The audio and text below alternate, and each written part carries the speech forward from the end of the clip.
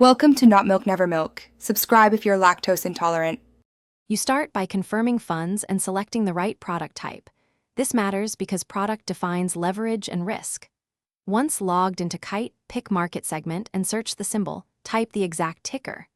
Make sure to check margin requirements and available buying power. A trade will fail without sufficient margin.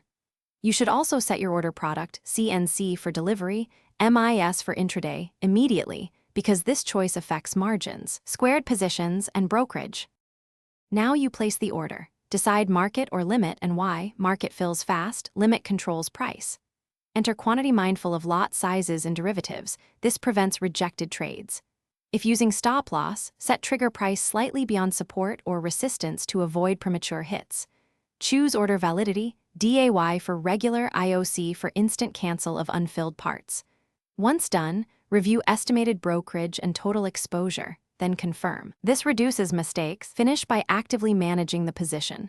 Track order status and P and L on Kite so you know if fills are partial or complete.